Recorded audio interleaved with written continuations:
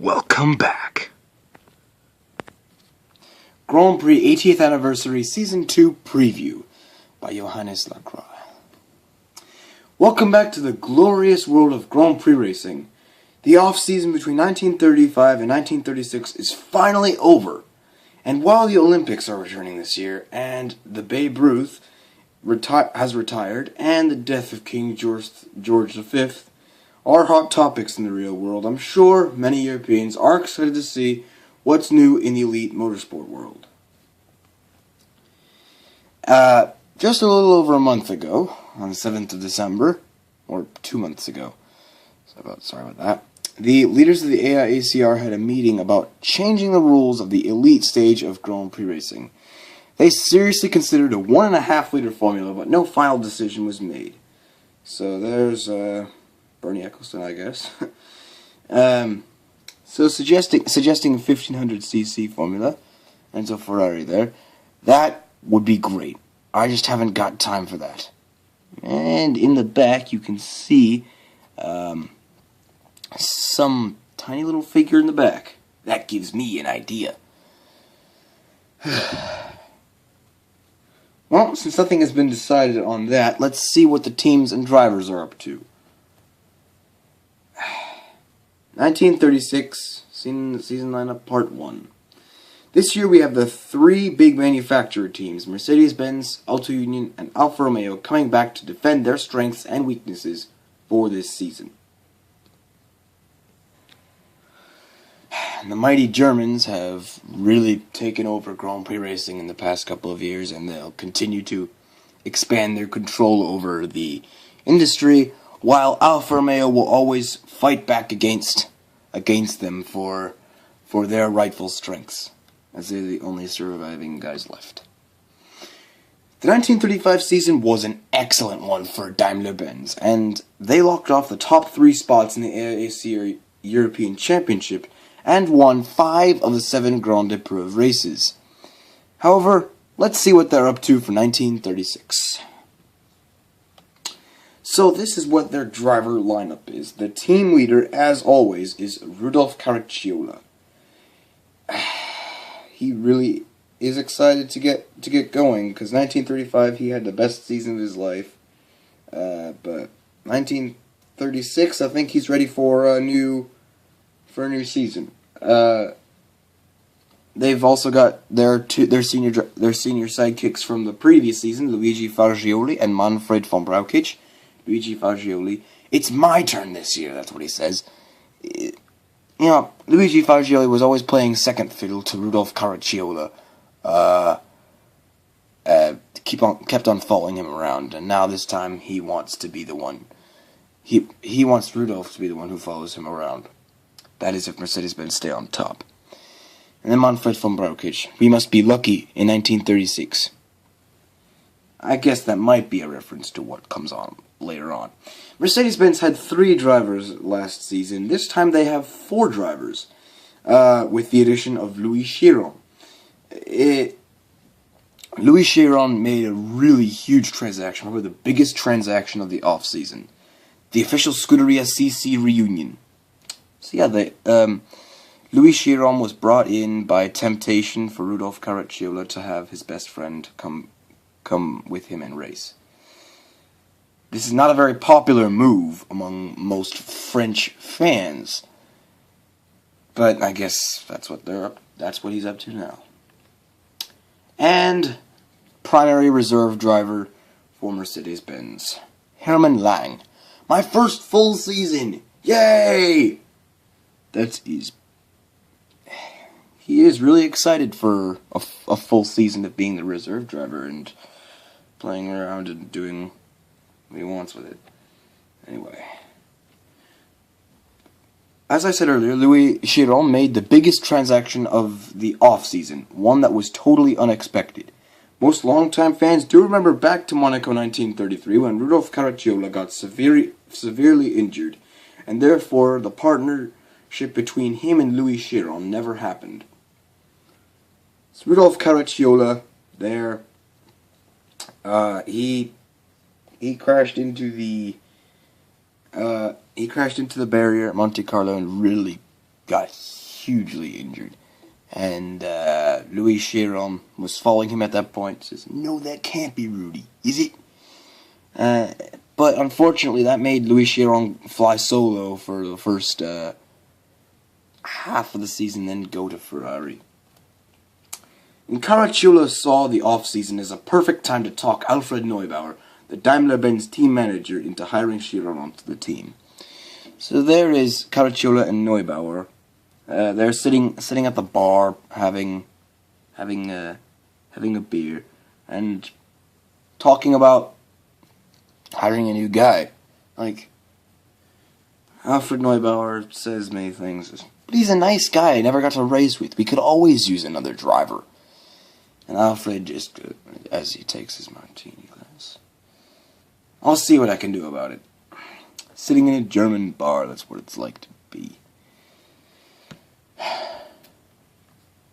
After 2 entire seasons of conflict between Luigi Fagioli and Rudolf Caracciola in 1934 and 1935, Alfred Neubauer would have been ready to relieve Luigi Fagioli of his contract in 1936, but as we're going to see later on, Mercedes-Benz will need all the drivers that are available to them. Everyone counts, I suppose.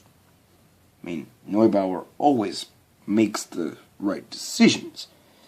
No doubt about that. But maybe getting rid of Fagioli would definitely be a good idea sooner or later. And time for Auto Union. So let's see what Auto Union has done. Auto Union have changes right up to the management of the team itself. Willi Walb stepped down as the team manager and gave way to a new manager, Karl Feuerreisen. Let's see what he has done to AU. It's time to take this team in a whole new direction. That's what he says. And let's see if he makes that claim true. And this is what their senior drivers. Achille Varzi, the team leader, just as last year, hired to be the team leader. He is going to continue as the team leader this year. "Not now, Heinz. I'm sending a telegram." We don't exactly know who he's sending a telegram to, but that is not something you would do when you're presenting yourself to an audience. And, of course, the senior sidekicks, Heinz Stuck and Bernd Rossmeyer, who was taken in as a senior driver. He's been racing cars for 3/4 of a year now, and I think he's gotten pretty good at it. It's simple. Pole position every time. That's Heinz Stuck. Maybe later on that could actually be true. This Feuerreisen guy is awesome. I'm already his friend. Bernd Rossmeyer has befriended Karl Feuerreisen. The Auto Union team might become a completely new team in 1936. Who knows? Before we get to the junior drivers on Auto Union, let me jump back into 2015 and apologize about it. I'm very sorry about that mistake again. 2015-2016 mistake. I am really sorry about that, okay? Let me jump back into 2016 and apologize about this. I was going to make a GP80 cartoon in November called Auto Union Academy Finalists, but I completely forgot about making it. And when I tried to record it, I just decided to forget it. But in order for you to understand the next slide, let me show you the recovered footage from the cartoon. Auto Union Academy Finalists, a Grand Prix 80th Anniversary cartoon. Welcome to the final exam. Now, you Academy finalists, welcome cadets. You are the cadets who scored a 90 or above on the on-paper exam for the Auto Union Junior Driver Program.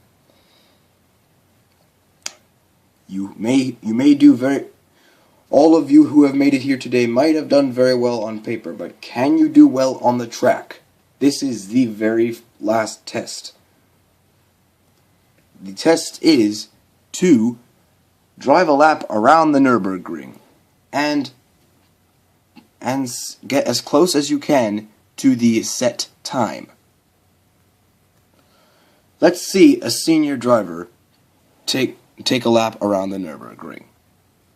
Auto Union senior driver Bernd Rossmeyer His age is 26, is 1 meter 75 centimeters tall, weighs 73 kilograms, has half a year of experience, won at Masaryk Grand Prix in 1935. He has a very brave personality. That is his main feature. And the Grand Prix car he'll be using is the Grand Prix car all you cadets will be using is the Auto Union Type B, designed by Ferdinand Porsche. Has a 5-liter V16 engine with 375 brake horsepower at 4,800 RPM, taken from that engine. The front suspension is independent, and it weighs 805 kilograms when it's dry, with driver and fuel added. Now time for a timed lap around the Nürburgring. So through the start-finish line, and now into the forest bit of the Nürburgring, as Ferdinand 12 calls it. Sorry, I might be slipping up a bit on here. And coming close to the Flugplatz part of the Nürburgring, and then making it in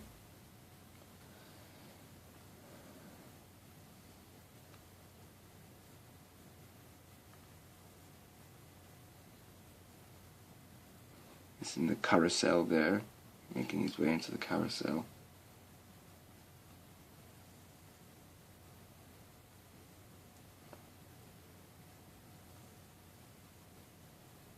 It's in the Schwalbenschwanz corner, or Swallowtail. And to the Dottinger Hohe Straight.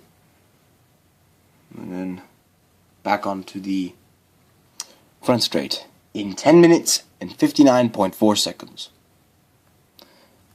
Now what you need to do is beat that time. Now, the Academy finalists. Herr Rudolf Heidel. Cadet Rudolf Heidel is the finalist who got a 98 on the test. Cadet Ernst von Delius, 96 on the test. Herr Schiff, 95. Herr Rudolf Hasse, or Cadet Rudolf Hasse, Cadet Hans Simons, Cadet Ulrich Bigalke, all got a 95 as well. There were more than 30 people who came into the on-paper test, and these guys are the ones that got a 90 out of it. And unphotographed cadets, Herr Luff, Cadet Geiss, sorry about that. Anyways, Cadet Luff, Cadet Geiss, Cadet Hahn. So those three haven't registered their first names, and they have not registered their photo. So they got Luff got a 93, and Geiss and Hahn got a 92. Good luck to all. And the rest of it is just gone. I don't know where it went, but that's pretty much it. And now for the Auto Union Junior drivers. So what ended up happening was Ernst von Delius, what a privilege. 11 minutes and 20 seconds. That may be second fastest, but I get to be the junior driver. Ernst von Delius is very talented. May not be the smartest, but he's very talented. And when he got that A on the paper test and an 11-minute lap time, came very close to Bernd Rossmeyer and did well. Rudolf Hasse. And the reserve drivers, we have the Rudolfs. Rudolf Hasse was a bit slower than Cadet Schiff. What gives? I'm a reserve. Rudolf Hasse will be will be part of Grand Prix 80th anniversary for the rest of the time. And Rudolf Heidel will be the development driver. He won't actually appear in any races, but fastest! I knew I was intelligent, and I get reserve too. So he was probably the smartest and quickest guy. He probably should have been given the junior driver thing, but just but just technically speaking, he should have the reserve driver, because being the smartest, being the development drivers is the only place he would fit in. So that's why I went there. Everything is largely the same except for those in the research and development field of Auto Union. Hermann Zulainingen decided to be the prince that he once was before racing. And Paul Piech? We actually don't know why he left as of yet, so it was down to the Academy finalists to fill it in.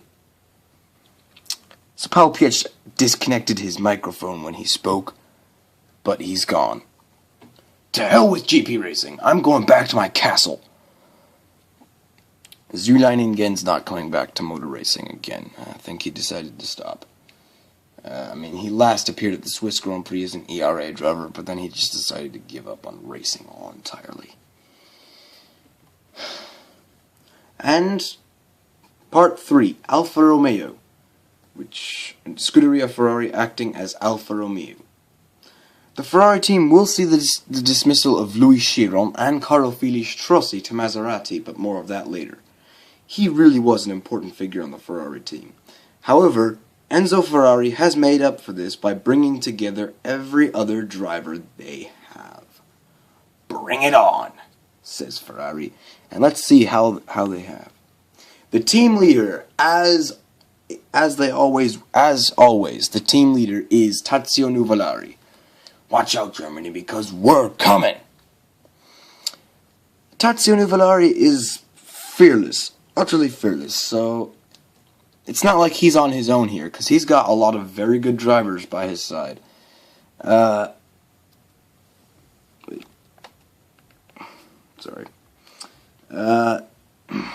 there is his senior sidekicks. Antonio Brivio, who was given a special privilege to race at the German Grand Prix last year. Now he's become Tazio Nuvolari's official wingman. And Brivio just quite simply agrees with Nuvolari. I am Nuvo's official wingman, and Nuvo is right. Alfa Romeo might be a major competitor this season, who knows. And another major transaction this season, probably the second biggest transaction, is Giuseppe Farina coming on to Alfa Romeo. I'll learn so much this year. If you remember from episodes 1 and 2, or any time Giuseppe Farina appeared at the same time Nuvolari did, Giuseppe Farina has pretty much been learning a lot from Tazio Nuvolari, so him going to Alfa Romeo is helping himself out quite a lot. And René Dreyfus, as a senior sidekick, is the major a commercial driver for Ferrari. Sorry, be right back, guys. I've got work to do. René Dreyfus will not actually be here at the start of the season. We'll get to that later, though. And the junior drivers, nothing very hair-raising around here. Mario Ottadini and Carlo Maria Pintacuda are going to stay down here, just doing. They've stayed at this rank here, but they really aren't going to be of much importance. And the new reserve driver Francesco Saveri. Yeah. As you might have seen, René Dreyfus will miss the first half of the season because he'll be away developing the new Talbot T150C sports car. That means he'll be racing at Le Mans, Mille Miglia, and such and such. He says he'll be back in July. Sorry guys, I will be back. So yeah, he's up in the mountains of the Mille Miglia, testing this new British sports car, hoping it works. René Dreyfus really is a commercial driver, so he gets one offer and accepts it. But he's gonna come back, and he'll be replaced by Mario Tadini for the time being. Putting aside the fact that Louis Chiron left Team Ferrari for Mercedes, another big transaction has happened. Giuseppe Farina must have been fed up with Gino Roveri's assignments for him, so he left to take Chiron's place at Alfa Romeo. Oops. There's someone on that team I can learn a lot from. So they really got caught up in this discussion about it. And then Gino Rivera just goes, "Fine, do what you want. I've got my own plans." Well, let's see what happens. Gino Roveri has those plans, and because of that transaction, those plans Gino Roveri had in mind during the off-season was to purchase the Maserati company, taking it right out of Ernesto Maserati's hands. The first thing he did was rename the Scuderia Subalpina team Scuderia Torino. So their new name is Scuderia Torino. He's purchased Maserati for countless euros, and Gino Roveri says, "It's all mine now." And he's really made quite a lot of changes to the team. Carlo Filippi made a major transaction from Alfa Romeo to Maserati. He is going to be the only Grand Prix driver, because Gino Roveri has put almost all effort into the Voiturette class. So there's Maserati's chassis that was revealed last year. That was their chassis for their special privileged driver chassis for last season and their standard chassis for this season. Screw this. It doesn't even work anyway. Well, yeah, Carlo Filippi's a bit fed up with it. And final part of GP drivers. Bugatti look like they're taking the first step towards leaving Grand Prix Racing. To start with, Bartolomeo Costantini, the team manager who has guided Bugatti's racing developments since the Type 35 came out, has stepped down, and he has handed the job over to Jean Bugatti, who is Ettore Bugatti's son. The son of the founder should get his share in life. Yes, that's what Costantini thinks. And now Jean Bugatti, just like Gino Roveri, Jean Bugatti has got some plans. Awesome! I've been waiting for this because I've got plans. Famous words. Those plans are to begin migrating over to sports car racing, according to Jean. In GP racing, he's withdrawn Bugatti's support for the Voiturette class, and Jean-Pierre Emile is going to be their only full-time driver. There will be some people making guest appearances at some times, but they're just not coming back. They're only keeping Jean-Pierre. The first word which comes to mind: persevere. That's what Emile says. Bugatti must not give up in a situation like this. And now onto the cars for each Grand Prix team. We must keep in mind that each car must weigh no more than 750 kilograms when it's dry. We must keep in mind that each car must weigh no more than 750 kilograms, excluding the driver and the fuel. And there must be 850 millimeters of bodywork at the driver's seat. For the past 2 seasons, Mercedes-Benz have had their W25 chassis, winning the Grand Prix races left and right, and always functioned perfectly. For the 1936 season, they will use it for a 3rd time, with a few considerable changes. Introducing the Mercedes-Benz W25K, which is their 1936 standard car, designed by Max Seiler and Herr Höss. The engine is an ME25. It is arranged in an inline 8, 4.7 liters in size, or 4,730 cubic centimeters. It has a root supercharger and the engine develops 453 brake horsepower. The front suspension is independent, and it has a 4-speed transmission. It weighs 713 kilograms. The car isn't as well put together as expected to be. Auto Union and Alfa Romeo had 420 bhp cars already, so Mercedes-Benz workmen at Stuttgart developed an insane V12 engine of 5.6 liters in size and 600 horses underneath the hood.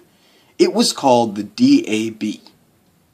This is a V12 engine that they were installing on the car, and Hermann Lang was developing it with the team. As this looks quite dangerous. Are you sure about that? The engine would have worked if it wasn't so heavy. It carried so much weight that Mercedes-Benz had to make drastic changes to the 1936 car to keep it on the weight line, such as shortening the wheelbase by 25 centimeters. This made it so kurz that Manfred von Brauchitsch wouldn't fit in it. So W25K stands for W25 Kurz, and Kurz is German for short. So it's a short version of the W25. This is not gonna work. I feel awful just trying. So yeah, as you can see, von Brauchitsch can't fit in. He's really having problems. The engine was overweight, but when squeezed into the car, the weight distribution made it completely undrivable. So they decided to be conventional and go for a 450 brake horsepower, 4.7 liter straight-ahead engine. The ME25, which was much easier. This is much better, Herr Seiler. And Max Seiler just goes, great, the testing sessions begin in a week, so let's put this on quickly. Each year, Auto Union come up with a new car to challenge Mercedes-Benz. Their first car, the Type A, proved that 1934 was a dead heat between the two German teams. The Type B needed some in-work in-season during 1935, so they lost that. But their 1936 car involved a lot less tribulation than that of Mercedes-Benz. Auto Union brings forth the Auto Union Type C, the 1936 Grand Prix, their 1936 standard Grand Prix car, designed by Ferdinand Porsche, just as the Type B and Type A were. It has a V16 engine, 6 liters in size, and it is supercharged. The engine develops 520 brake horsepower at 5,000 RPM. The front suspension is independent and has 5-speed gearbox, and it weighs 824 kilograms with the driver and fuel added. Given the information on the car we just saw, Auto Union have, in a sense, been even more radical than Mercedes-Benz.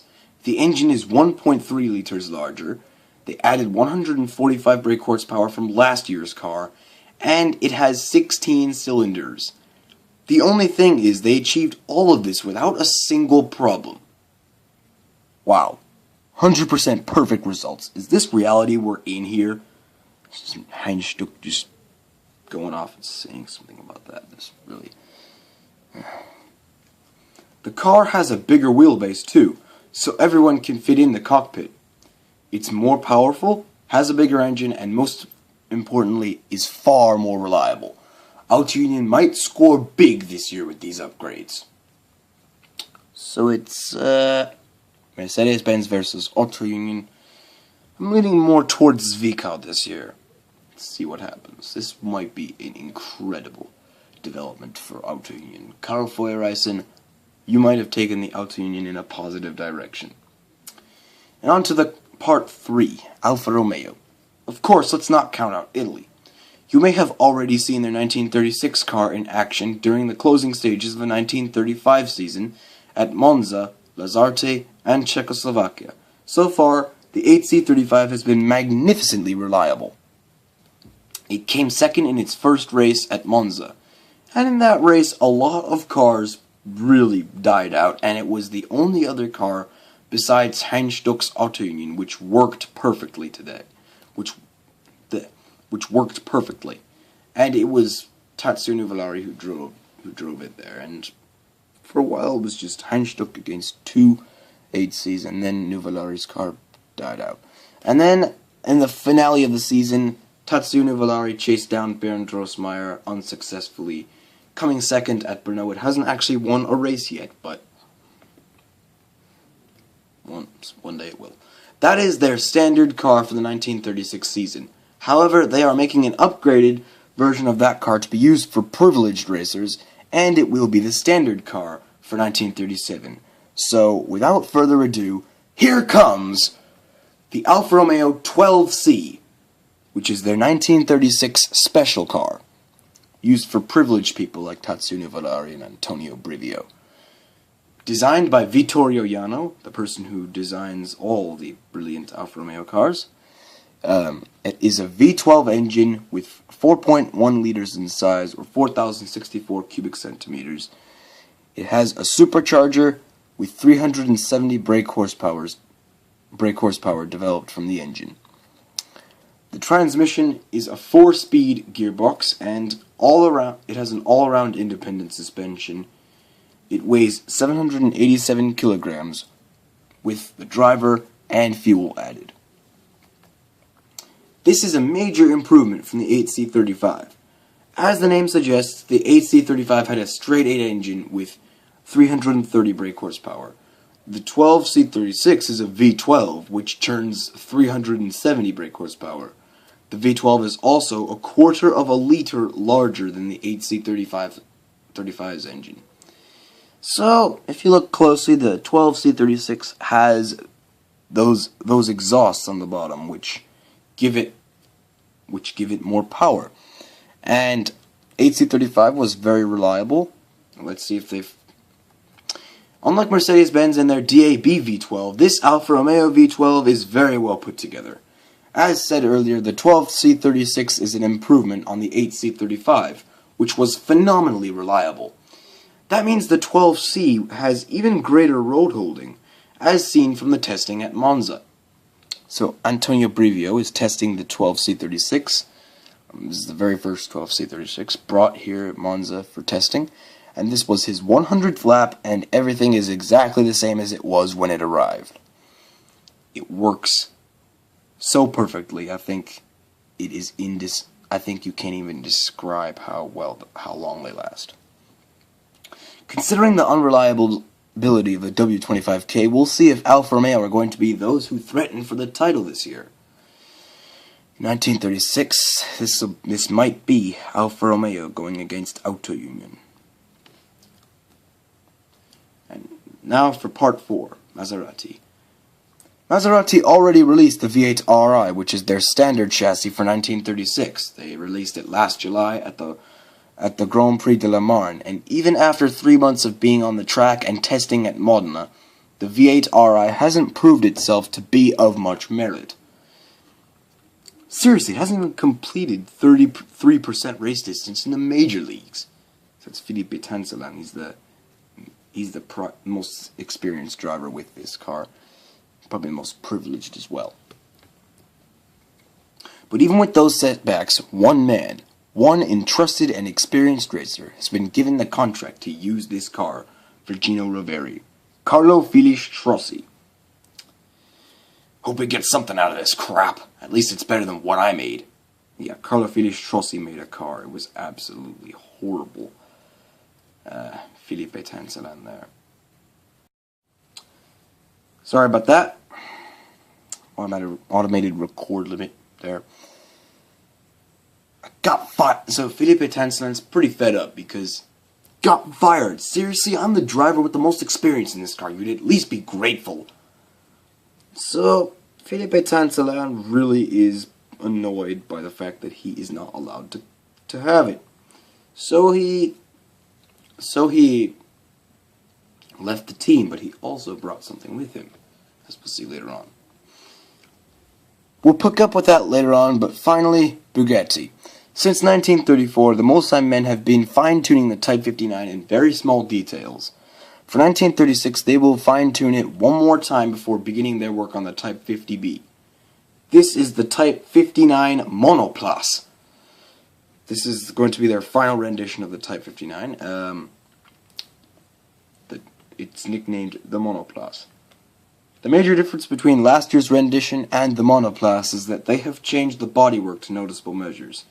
For example, they've given the engine more air vents to cool it down from, and removed the door on the left side. So yeah, there's also that orange pipe, that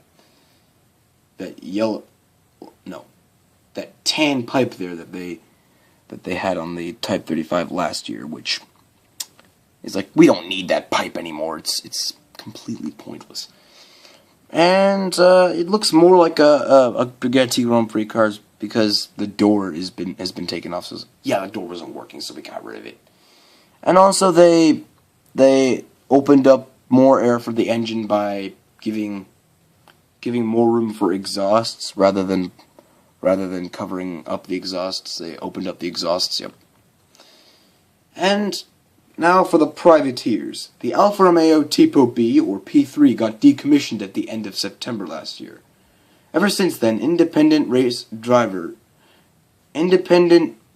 drivers or racers have been scrambling to get their hands on a P3. Raymond Sommer is clearly not the only one. So this is Charles Martin here, who decided to leave the British Bugatti Club. It's been disbanded, and so he went for a green Alfa Romeo P3 in reference of his nation's color. The British Alfa Club, I can see it! And Jose de Villapadierna, you might remember him as the guy who always fancies yellow. He used Maseratis last season, and he had 2 Maseratis. He was always willing to give one of them to a commercial driver. But this time he only has 1 P3. Means he is not willing to open up a team. Raymond Sommer, he used that Alfa Romeo P3 last season, and he'd be willing to use it. He'd be willing to purchase some new equipment. He'd be willing to purchase a new car for 1936, but there's nothing new on the market for him, so he just stays with the P3. Philippe Tansalam was fired from Scuderia Torino, but that's not stopping him. He said he wouldn't leave the Torino team without taking a V8RI chassis with him. Who knows if that's good or bad? Maybe his mechanics could fix it. Maybe he'll be much worse. Only time will tell. So he's not leaving Maserati without taking a V8RI with him. Just like Mr. Villapadierna, every man for himself. And because Etansalan has way more experience with the V8RI than anybody else does, he might actually be the best privateer out there. He'll really be a challenge for Raymond Sommer. And now onto the voiturette class of motorsport. Onto the junior class of Grand Prix Racing, full of younger, less wealthy racers hoping to make a name for themselves with 1.5-liter voiturette cars. Yeah. Part 1. After their triumphant win at the Nürburgring last season, British race car manufacturer ERA have total rule over the junior leagues in motorsport in Europe. The 1936 season looks to be theirs without Bugatti to challenge them. Any challengers? Anyone? Hello? So yeah, ERA look like they're on their own here. But as we said earlier, Maserati will challenge them. But ERA drivers, full-time. So the team leader of the ERA team is going to be Raymond Mays. The title is won before it even begins. That's what he says. And he's got 3 sidekicks along with him, but 2 of them have downgraded from Grand Prix Racing to voiturette. Earl Howe was the leader of the British Bugatti Club, but he disbanded it because, as he said, that British Bugatti Club was just a load of dreary nonsense. See, these British guys really be excited for. And we have Patrick Fairfield. He is a new driver to motorsport. It's this rookie coming in as a full-time sidekick, Patrick Fairfield. We shall conquer. Oh, wait, we did. ERA already has conquered, but they hope to expand that conquering. And Marcel who has downgraded to the junior leagues because Jose de Villapadierna is not willing to share his Alfa Romeo P3. So now Marcel who's signed a contract with ERA as a works team driver. Isn't it nice to downgrade to the junior leagues? And their car for the 1936 season, just like last season, is the ERA Type A/Type B. The ERA-B was very strong in 1935, and some people got their hands on one, notably Richard Seaman. They will continue using the Type A and Type B in 1936, with a new, fresh-looking livery on the bodywork. So 1935 it was green, and, you know, it's impossible to say which one's supposed to be their primary,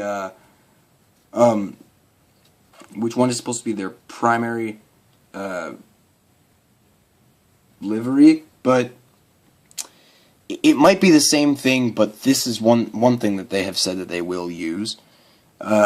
It's blue with yellow lining. Simply perfect. This will certainly comfort Marcel. Yeah, I don't know. I don't know about this livery. It doesn't represent Britain, but it definitely does make Marcel feel a bit comfortable. On to the Voiturette class, Part 2, Maserati. As mentioned a few times before, Gino Roveri purchased Maserati after Giuseppe Farina quit and made substantial changes. Roveri has put 90% focus into the Voiturette class of Grand Prix Racing. They attempt to bring ERA a challenge with their new car. Message, dear ERA boss. We will take a whack at it. So, yeah.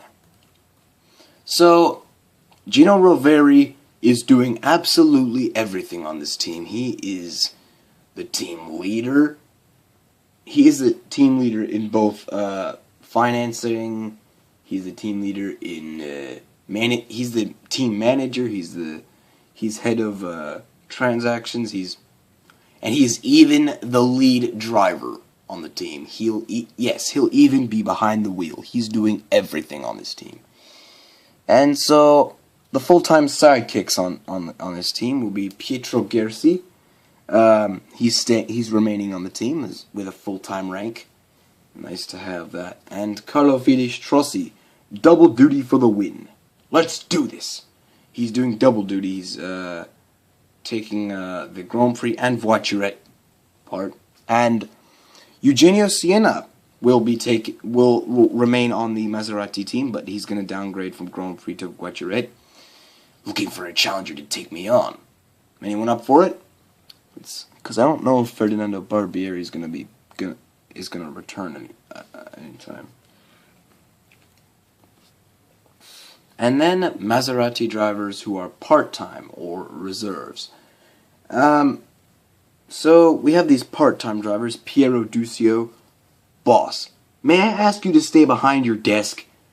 And one of Gino Roveri's friends, Omobono Tenni, will also be one of the part-time drivers. So Gino brought him in. And the primary reserve driver, Laszlo Hartmann. And he's also downgrading from Grand Prix to the junior leagues. Sweet, a contract for the Hungarian. So he's definitely going to come around for the sorry, never mind. He's definitely going to come around for being a Hungarian driver. And this is going to be big publicity for Hungary. And their 1936 Voiturette car is the 6CM. Maserati will introduce a new car in June to be used until further notice. From its appearance, it looks like a miniature version of the V8RI. That might indicate it's less well put together. Nevertheless, we'll still keep a watch on Maserati to see if they can challenge ERA. There's a lot to indicate it is supposed to be based off of a V8RI because of the exhausts, the exhausts and the door shape and the wheelbase is proportional. They've also streamlined it, so that means it might be pretty quick in acceleration timing. And time for independent racers or organizations. The ERA Voiturette car has been on sale since it was first used, and last year nobody wanted to get their hands on one. This year is no exception because countless... Oh my gosh, I'm so sorry. I accidentally said nobody. I said last year everybody wanted to get their hands on one. This year is no exception because countless novelty British racers are buying them, as well as some international contestants, including Reggie Tong, who is using British Racing green just like Charles Martin is. As a matter of fact, Reggie Tong might actually be racing underneath Charles Martin. Charles Martin might have founded a new team, British Alpha Club. And Reggie Tong will also be using British Racing green just like Charles Martin will. Why did ERA ditch that? Well, it's unpredictable. Liveries on ERA cars are unpredictable. You never know. And we have Prince Chula of Siam. Nowadays it's Thailand. But Prince Bira, or Prince Chula, the Siamese prince is going to zip past you. Yes, he is one you really should look out for because he started racing, he came into Europe last year, and he really has been very quick from the moment he got behind the wheel. He really could be one to look out for in 1936. And Nicolas Empirikos, who is a Greek racer. This is ancient Greece rebuilding the empire. So, that's that. Richard Seaman used an ERA car last season and was very successful with it. For 1936, Giulio Ramponi, Seaman's car preparer, has told him to sell that ERA in exchange for purchasing the 1926 Delage, which once belonged to Lord Howe. So he's selling it for 2,067. 2,067 pounds. Trust me, I got it covered. Are you sure about this? Ramponi knew what he was doing by purchasing a 10-year-old Delage. He knew what he was doing with this. He made it 120 kilograms lighter and added a supercharger to it. So a 1926 car with 1936 modifications is what Seaman will be using for this year. I hope you've helped me with this, Giulio. It was fast 9 years ago, but I don't know about now. We've got a big broadcasting season planned ahead of us, starting with the Po Grand Prix at the Franco-Andorran border on March 1st. Next, we take a 1-month and 10-day break until the opening round of the AIACR European Championship at Monaco. Sorry about that.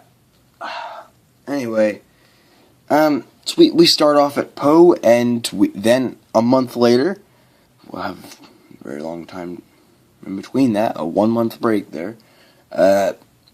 We will head over to Monte Carlo, the Riviera, south of France. Very nice to be there. It's the crown jewel of the sport. Very excited to be there. After Monaco, another month off until May 10th. We take a turn for Africa, where we come to the Tripoli Grand Prix at the Temple of Speed, Melaha Lake. The week after, we go to the French colony of Tunisia for the Tunis Grand Prix at Carthage. So we're at the Carthage Street Circuit. It's the official last year's official program for the Tunis Grand Prix. And there we have the glorious grandstands of Tripoli's, of the Melaha Lake race circuit, and the brilliant palm trees of Melaha Lake as well. To round off May, on the 28th, we take a detour to Britain for the International Light Car Race, the first British voiturette race of the year. There we will see which Englishman has the best ERA, and possibly Richard Seaman going against them in his Delage. Then it's back to the major leagues. In June 7th, we go to the Peñarín Grand Prix once again. And a week after that, we return to the Eifel Mountains for the Nürburgring Circuit Race, aka the Eifelrennen. This will be the third international voiturette race this season. Apology, last year's Eifelrennen, I forgot to include the voiturette part. It was like first time, First time mistake. Won't do it again. So there's the Nürburgring and last year's intro picture. And Peñarín Grand Prix, excited to be there as always. 1 week later, we come to Hungary for the first time for the first international Hungarian Grand Prix. Hopefully. Ever since the Silver Arrows came around, AIACR have negotiated putting the Hungarian Grand Prix on the calendar, but it has never been successful. Hopefully, this year it's a bit different. since 1934, we've been trying and trying again to get it together.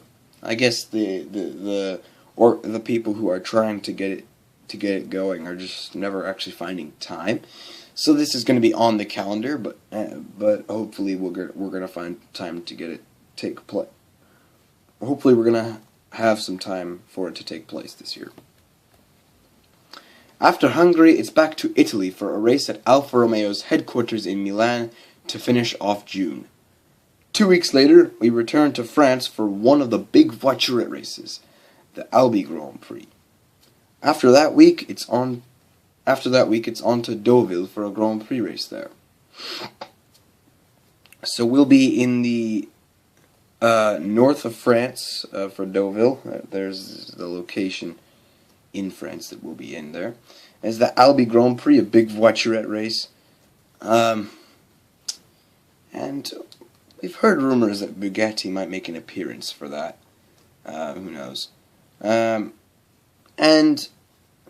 we'll also be going to Alfa Romeo's home in Milan to see what happens there. After some time in France, it's back to Nazi Germany for what will hopefully be the third race in the AIACR European Championship. It's the German Grand Prix, the biggest race of the year, at the Nürburgring. So, at the Nürburgring, once again, we're going to be racing under the Nazi regime. There's the official program for it, as always. Following some European Championship action, it's back to Montenero, Italy, for the Coppa Ciano, which is a major league race once again. Ever since the Silver Arrows came around, they really have never shown any interest to go to Montenero for the Coppa Ciano, but this time they will be. So for the first time since 1933, the Coppa Ciano will be a major league race. And 2 weeks later, in mid-August, we will come to Pescara for the Coppa Acerbo, which is also a big major league race. This time, everyone will be coming. That's the official program. That was last year's official program for it. And there's the nice countryside of Montenero Mountains and the beach nearby. And we also have this painting from last year as well. Then it's on to the second to last race in the AIACR European Championship, the popular and affordable Swiss Grand Prix at Bremgarten. Then to round off British voiturette racing, there's the Junior Car Club 200-mile race at Donington. Bremgarten, and so we'll be at the Alps for some championship racing, nice fun there, and the 200-mile race, always. It's very popular in Britain. In September, the final round of the European Championship occurs at Monza, the Italian Grand Prix, which will be very highly expected. But it doesn't stop there. After that, it's on to Modena for a Grand Prix at Maserati HQ. So yeah, we'll be here in we'll be in central Italy for Modena, a race at Modena, and then of course we'll always be at one of the greatest circuits in the world, Monza. To finish off the season in October, we'll be in Britain for a race at the Donington circuit. But for the very last race, it's a special treat. We're going to New York City for a race in the United States with Ferrari, Wimille, Jean-Pierre Wimille, Philippe Tancelin, and a few other independent Frenchmen, and tons of Americans. So yes, there we are. We're going to be in New York City for a race in the America's 48-state country. Very excited for that one, which is going to be the one that rounds off the season. And then, but you know, that's not all that was planned for. That's not all that was planned for this year. Some of the events were cancelled. The Avisrennen has been held for the past 4 seasons as a major league event, but this year it's been decided that the German Temple of Speed will be abandoned due to financial reasons. So no Avisrennen this year. The Masaryk Grand Prix joins the Avusrennen for Grand Prix races that can't be held because there isn't enough funding.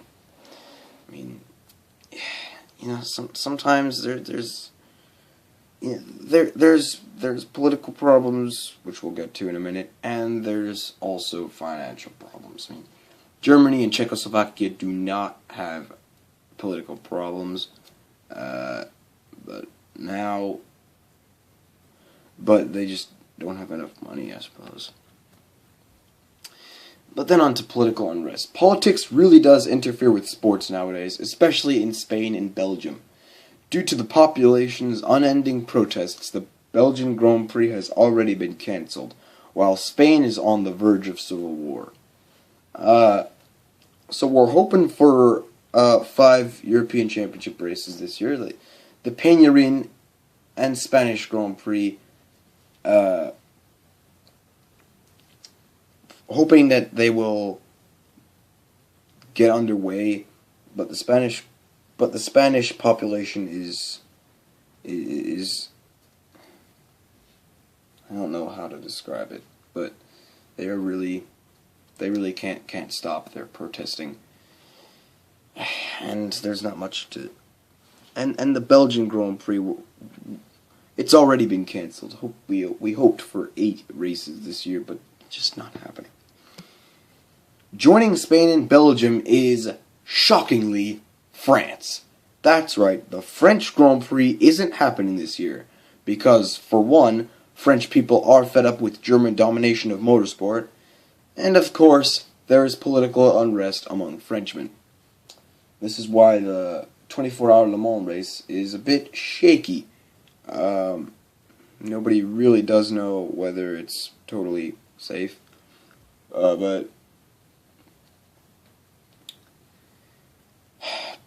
and this has also happened with the Grand Prix de Le Mans.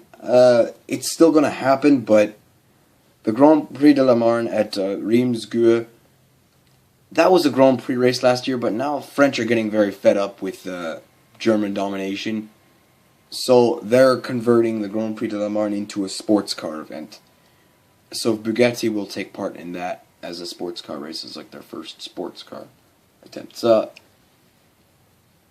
But that's yeah. That means there will only be 4 AIACR European Championship races this season. The organizers of the Hungarian Grand Prix will register to make it a Grande Épreuve in order to be a championship race. However, they didn't say when they would. They'll have to do it before June, because the Grand Prix takes place on June 23rd, and they must register for it to be a championship race 3 weeks before the race occurs. So, there are 4 events which are confirmed. Monte Carlo, Germany, Switzerland, and Italy. And Hungary is a maybe. We could have 5 races this year, and maybe 6 if we do not get into a civil war this year, even though it looks sort of inevitable. So that's a taste of what's to come for the 1936 season of Grand Prix Motor Racing. I'm sure everyone is excited for it, as I really can't wait for the season to start. Anyway, I hope you guys enjoyed this video. If you did, click the like button, or subscribe button, or leave a comment. And I'll see you on March 1st for the Po Grand Prix, the first episode of Season 2. This is Johannes Lacroix signing out.